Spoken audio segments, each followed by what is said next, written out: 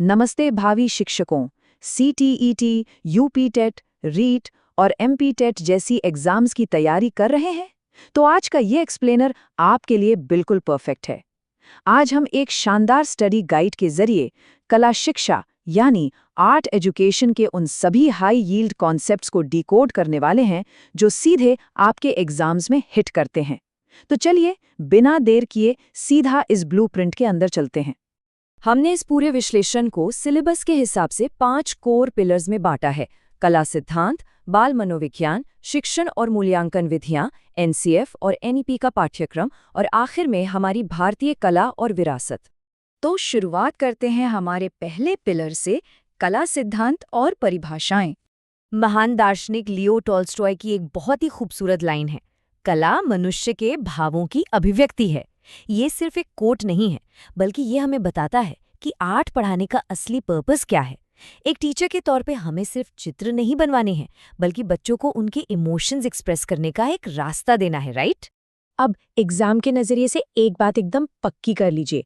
कला शब्द संस्कृत की कल धातु से आया है, जिसका मतलब होता है सुंदर या सौंदर्यपूर्ण। और इसी सुंदरता और कला की फिलॉसफी को हम सौंदर्य शास्त्र या एस्थेटिक्स कहते हैं। ये सीधा सीधा एग्जाम में पूछा जाता है। थ्योरी को और गहराई से देखें तो अनुशासन आधारित कला शिक्षा यानी डीबीएई आर्ट लर्निंग को 4 साफ हिस्सों में बांटता है: कला निर्माण, कला इतिहास, कला समालोचना और सौंदर्य शास्त्र। मतलब कला सिर्फ प्रैक्टिकल नहीं है, बल्कि ये एक प्रॉपर थ्योरेटिकल और एनालिटिकल सब्जेक्ट भी है। चलिए अब आगे बढ़ते हैं दूसरे पिलर की तरफ, बाल मनोविज्ञान और कला। बच्चों का आर्ट डेवलपमेंट कैसे होता है? मनोवैज्ञानिक विक्टर लोवेनफेल्ड ने इसे बहुत ही सटीक स्टेजेस में बांटा है। देखिए, 2 से 4 साल का बच्चा बस आड़ी तिरछी रेखाएं खींचता है, जिसे स्क्रिबलिंग स्टेज कहते हैं। फिर 4 से 7 साल में प्री स्कीमैटिक, 7 से 9 साल में स्कीमैटिक और 9 से 12 साल तक आते आते बच्चा गैंग एज में आ जाता है, जहां उसके आर्ट पर उसके दोस्तों और समाज का असर साफ दिखने लगता है। इसी स्कीमैटिक स्टेज में एक बहुत ही गजब की चीज देखने को मिलती है, पारदर्शी चित्रण यानी एक्स-रे ड्राइंग। इसका क्या मतलब है? बच्चा एक बंद घर बनाएगा और उसके अंदर बैठे लोगों को भी ड्रॉ कर देगा, जैसे कोई आर पार दिखने वाली दीवार हो। ऐसा इसलिए होता है क्योंकि बच्चा वो नहीं बना रहा जो उसे आंखों से दिख रहा है, बल्कि वो बना रहा है जो उसे पता है कि वहां मौजूद है ना कमाल की बात? बच्चों को और बेहतर समझने के लिए लोवेनफेल्ड ने लर्नर्स को 2 कैटेगरीज में रखा। एक दृश्य प्रकार यानी विजुअल टाइप, जो वो बनाते हैं, जो वो बाहर देखते हैं, और दूसरे स्पर्शन प्रकार यानी हैप्टिक टाइप, जो अपनी फीलिंग्स, इमोशंस और फिजिकल टच के बेसिस पर ड्राइंग करते हैं। क्लासरूम में इन दोनों तरह के बच्चों को पहचानना एक टीचर के लिए बहुत जरूरी है। अब आते हैं तीसरे सेक्शन पर, शिक्षण और मूल्यांकन विधियां। टीचिंग मेथड्स की बात करें तो 2 मेन अप्रोचेस हैं जो आपको पता होनी चाहिए। पहला है गेस्टॉल सिद्धांत, जो चीजों को टुकड़ों में नहीं बल्कि संपूर्ण रूप में एक होल की तरह समझने पर फोकस करता है। और दूसरी तरफ है फ्रांज जिजेक, जिन्होंने स्वतंत्र अभिव्यक्ति विधि यानी फ्री एक्सप्रेशन मेथड दिया। इनका मानना था कि बच्चों की क्रिएटिविटी को बिना किसी रोक टोक के बाहर आने देना चाहिए। असेसमेंट यानी मूल्यांकन के बिना तो टीचिंग अधूरी है ना? यहाँ 2 टर्म्स बिल्कुल क्लियर होने चाहिए। रचनात्मक मूल्यांकन या फॉर्मेटिव असेसमेंट वो है जो पढ़ाने के साथ साथ चलता रहता है, जिससे तुरंत फीडबैक मिलता है।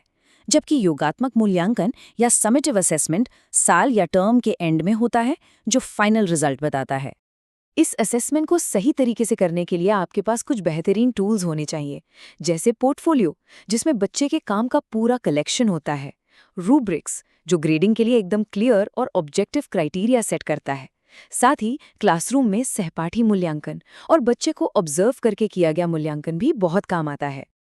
अब बढ़ते हैं हमारे चौथे पिलर की ओर, एनसीएफ और एनईपी पाठ्यक्रम। एजुकेशन पॉलिसीज में समय के साथ बहुत बड़ा शिफ्ट आया है। जहां एनसीएफ 2005 का मेन फोकस हमारी सांस्कृतिक विरासत को बचाने और क्रिएटिविटी बढ़ाने पर था, वहीं एनईपी 2020 ने गेम ही बदल दिया है। इसने आर्ट इंटीग्रेटेड लर्निंग को हर लेवल पे जरूरी कर दिया है। मतलब अब कला सिर्फ एक सब्जेक्ट नहीं है, बल्कि मैथ्स और साइंस पढ़ाने का एक पावरफुल मीडियम बन गया है। और अब हमारा आखिरी और बहुत ही इम्पोर्टेंट सेक्शन, भारतीय कला और विरासत। हेरिटेज सेक्शन में मार्क्स पक्के करने के लिए ना आपको ये मैप तो बिल्कुल रट लेना चाहिए।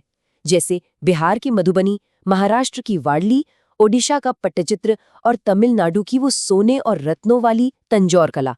एग्जाम्स में अक्सर इनका सीधा सीधा मैच करने के लिए पूछा जाता है, तो इन्हें जरूर याद रखिएगा। इसके अलावा मॉडर्न इंडियन आर्ट के इन दो बड़े नामों को तो आप मिस कर ही नहीं सकते। अवनींद्रनाथ टैगोर, जिन्होंने भारतीय परंपराओं को पुनर्जीवित करने के लिए बंगाल स्कूल ऑफ आर्ट की शुरुआत की थी, और अमृता शेरगिल, जिन्हें हम आधुनिक भारतीय चित्रकला की अग्रदूत या पायनियर मानते हैं। एग्जाम पेपर्स में ये नाम बार बार देखने को मिलते हैं। तो इन सारे कॉन्सेप्ट्स को समझने के बाद क्लासरूम में जाने से पहले आपको खुद से एक सवाल जरूर पूछना चाहिए। क्या कला शिक्षा का असली लक्ष्य सिर्फ कुछ बेहतरीन आर्टिस्ट तैयार करना है, या फिर इसका मकसद एक ऐसा नागरिक बनाना है जो संवेदनशील हो, सृजनशील हो और अपनी सांस्कृतिक विरासत की कद्र करता हो? जरा सोचिएगा इस पर। इसी सवाल के साथ आज का हमारा ये एक्सप्लेनर यहीं खत्म होता है। उम्मीद है कि ये स्टडी गाइड आपके आने वाली परीक्षाओं में आपके बहुत काम आएगी।